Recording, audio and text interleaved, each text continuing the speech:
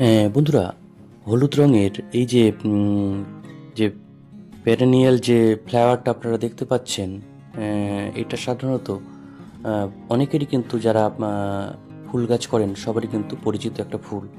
এটা হচ্ছে চন্দ্রপ্রভা বা টিকোমা বা ট্র্যাকোমা বা ইয়েলো এল্ডার, ইয়েলো বেলস ইত্যাদি বিভিন্ন নামে কিন্তু এটা পরিচিত। অনেকে একে হৈমন্তী ফুল বা সোনাপাতি, হরগৌরী ইত্যাদি বিভিন্ন নামে কিন্তু এটাকে আহ, পরিচিতি পায় এই ফুলটি। আম, আর এই যে ফুলটা বিভিন্ন কালারে সাধারণত হয়ে থাকে, এর মধ্যে ইয়েলো কালারটা কিন্তু সবথেকে বেশি পরিমাণে দেখা যায়।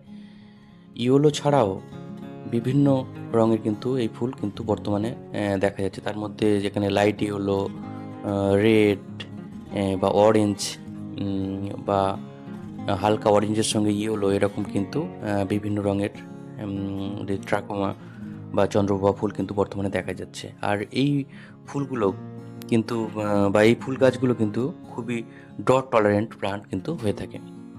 আজকে ভিডিওতে মূলত এই চন্দ্রপ্রভা বা ট্রেকোমার যে সয়েল স্ট্রাকচার, এর প্রপাগেশন, এর যে মিক্সড যে বায়ো ফার্টিলাইজার বা জৈব প্রক্রিয়াতে আমরা কিভাবে করব, এবং রাসায়নিক প্রক্রিয়াতে বা কি সার দিলে গাছটা ভালো থাকবে, এবং এই গাছটার যে কি সুবিধা, এবং এইগুলো সম্পর্কে কিন্তু আলোচনা করা হবে।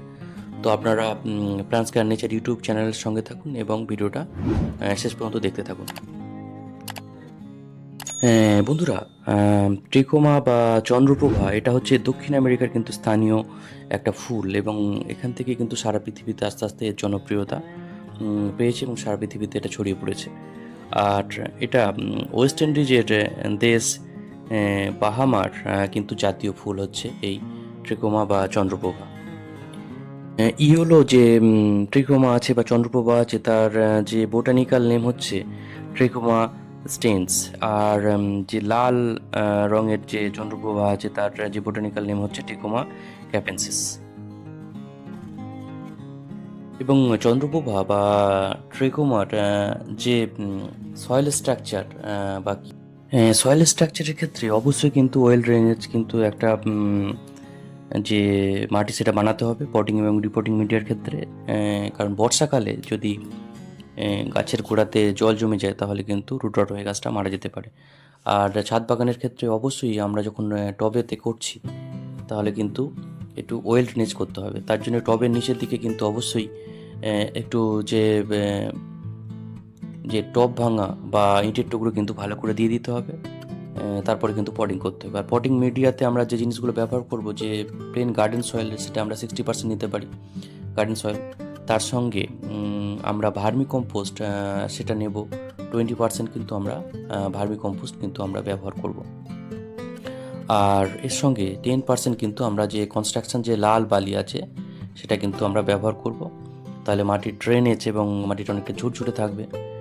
আর বাকি 10% আমরা বিভিন্ন জৈব সার, তার মধ্যে নিম খোল, সেটা আমরা কিন্তু একটু বেশি পরিমাণে দেব।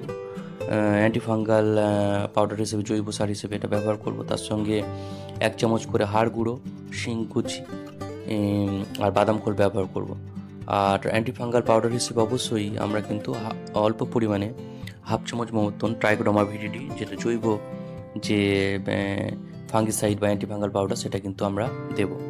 তো এই মিডিয়াতে আমরা কিন্তু পটিং যে মিডিয়া সেটা এইরকমভাবে বানাবো, এবং এখানে পটিং এবং রিপোর্টিং দুটোই কিন্তু এই মিডিয়াতে করা যেতে পারে। আর এই মিডিয়াটাকে আমরা 7 দিন ডিকম্পোস্টের জন্য রেখে দিয়ে তারপর কিন্তু গাছটাকে অবশ্যই পটিং বা রিপোর্টিং কিন্তু করব। এবং সঙ্গে সঙ্গে করলেও কিন্তু অসুবিধা নেই, যেহেতু এর সম্পূর্ণ জৈব প্রক্রিয়াতে করা হচ্ছে। কিন্তু এর মধ্যে যদি আমরা রাসায়নিক কোনো সার প্রয়োগ করি, যেমন সিঙ্গেল সুপার ফসফেট বা লাল পটাশ, তাহলে কিন্তু এটা অবশ্যই। হ্যাঁ বন্ধুরা, একই সঙ্গে প্রত্যেকবার যে ফুল হয়ে যাওয়ার পরে, ফ্লাওয়ারিংয়ের পরে আমরা অবশ্যই কিন্তু একটা জৈব মিশ্র সার কিন্তু গাছের গোড়াতে প্রয়োগ করব। তো সেটা হিসেবে প্রথমেই যেটা নিতে হবে হাড় গুঁড়ো, তার সঙ্গে আমরা শিংকুচি নেব, তার সঙ্গে আমরা বাদাম খোল সেটা নেব, আর তার সঙ্গে নিম খোল, প্রত্যেকটাই কিন্তু 1 চামচ করে নিতে হবে। যেটা বললাম যে হাড় গুঁড়ো, শিংকুচি, নিম খোল এবং বাদাম খোল এটা নিতে হবে। তার সঙ্গে যেটা ভার্মি কম্পোস্ট সেটা 100 গ্রাম বা 150 গ্রাম, তার সঙ্গে এই জৈব সারগুলো মিক্সড করে নিয়ে একসঙ্গে আমরা গাছের গোড়াতে কিন্তু দেবো প্রত্যেকবার ফ্লাওয়ারিংয়ের পরে পরে, অর্থাৎ মোটামুটি 1 মাস বা 1.5 মাসের যে গ্যাপ রেখে কিন্তু এই যে বায়ো ফার্টিলাইজারটা কিন্তু আমরা ব্যবহার করতে পারি। আর রাসায়নিকভাবে যারা করতে চান তাহলে কিন্তু তারা সিঙ্গেল সুপার ফসফেটের সঙ্গে অ্যাড করতে পারেন ফ্লাওয়ারিংয়ের সিজনে, এবং যা লাল পটাশ সেটাও ব্যবহার করতে পারেন, বা এসওপি সেটা কিন্তু ব্যবহার করতে পারেন। তো আমি জৈব প্রক্রিয়াতে করছি, তাহলে এই খাবারগুলো দিলেই মোটামুটি কিন্তু ভালো ফ্লাওয়ারিং হয়ে থাকে সাধারণত। এইভাবে কিন্তু প্রত্যেক 1 মাস বা 1.5 মাস অন্তর অন্তর এই খাবারগুলো প্রয়োগ করতে হবে। বন্ধুরা, এই যে ইয়েলো বা রেড বা অন্যান্য বিভিন্ন কালারের যে ট্রিকোমা বা চন্দ্রপ্রভা আছে, তার প্রোপাগেশন বলতে গেলে সাধারণত প্রোপাগেশন করতে গেলে এই গাছের অংশটা আমরা কাটিং করে নিয়ে কিন্তু এটা যদি বালি বা মাটিতে রিপোর্টিং করি তাহলে কিন্তু সহজেই থেকে গাছ হতে পারে। আর যে বীজ হয় একটু লম্বাটে ধরনের, যে একটু বীজ সাধারণত এই গাছের হয়, তো তার থেকেও কিন্তু আমরা সহজেই এর প্রপাগেশন করতে পারি। আর কাটিংয়ের ক্ষেত্রে আমরা প্লেন মাটি এবং বালি মিশ্রিত যে পটিং মিক্সচার সেটাতে করতে পারি, বা প্লেন বালিতে এটা কিন্তু যদি কাটিং দিয়ে রুটিং হরমোন দিয়ে আমরা যদি কাটিংটা বসিয়ে দিই তাহলে খুব সহজেই কিন্তু এর প্রপাগেশন কিন্তু হবে। ট্রেকোমা বা চন্দ্রপ্রভার যে প্রপাগেশন কিন্তু খুব সহজেই কিন্তু এটা হবে। ট্রিকোমা চন্দ্রপ্রভার ক্ষেত্রে এর যে আরও কিছু গ্রোয়িং যে কন্ডিশন সেগুলো আছে। প্রথমত হচ্ছে এই যে সানলাইট, কেমন সানলাইটে রাখবো, তো এর জন্য কিন্তু ফুল সানলাইট কিন্তু দরকার। আর সয়েল স্ট্রাকচার সেটা আগেই বললাম, ওয়েল ড্রেন সয়েল স্ট্রাকচার থাকবে। আর ওয়াটারিং আমরা কেমনভাবে করব, ওয়াটারিং করতে গেলে মোটামুটি প্রতিদিনই কিন্তু গ্রীষ্মের সময় এটাতে জল দিতে হবে, আর মাটিটাকে হালকা হালকা ভিজিয়ে রাখতে হবে, যেহেতু এই গাছটা রৌদ্রে থাকে এবং এর জন্য কিন্তু প্রচুর জলের প্রয়োজন হয়। এবং মডারেট যে ওয়াটারিং সেটা এতে করা যেতে পারে। আর এই গাছটাতে অবশ্যই কিন্তু প্রুনিং করতে হবে। যখন বসন্তের শুরুতে এই গাছটাতে প্রুনিং করে দিলে আরও বেশি পরিমাণে ব্রাঞ্চেস আসবে এবং কিন্তু বেশি পরিমাণে কিন্তু আমরা এর থেকে ফুল পাবো। আর শেপটা ঠিক রাখতে গেলে, গাছটাকে একটু বুঝি এবং শেপ ঠিক রাখতে গেলে অবশ্যই কিন্তু গাছের ক্ষেত্রে প্রুনিং করা কিন্তু খুবই প্রয়োজন। আর ফার্টিলাইজার যেটা বললাম যে মিক্সড যে বায়ো ফার্টিলাইজার, সেটা আমরা কিন্তু স্প্রিং, সামার, অটম এই সময় যখন ফ্লাওয়ারিংয়ের সিজন তখন কিন্তু আমরা অবশ্যই কিন্তু প্রতি 1 মাস বা 1.5 মাস অন্তর অন্তর এই বায়ো ফার্টিলাইজারটা কিন্তু আমরা ব্যবহার করব। বন্ধুরা, এই গাছটার কিছু বেনিফিটস বা ইউসেস বা ব্যবহার সম্পর্কে কিন্তু কিছু আলোচনা করা যেতে পারে। প্রথমতই এটা হচ্ছে একটা অর্নামেন্টাল প্ল্যান্টস, সুতরাং আমাদের বাগানের একটা সৌন্দর্যবর্ধক গাছ হিসেবে এই ফুল গাছটাকে অবশ্যই করা যেতে পারে।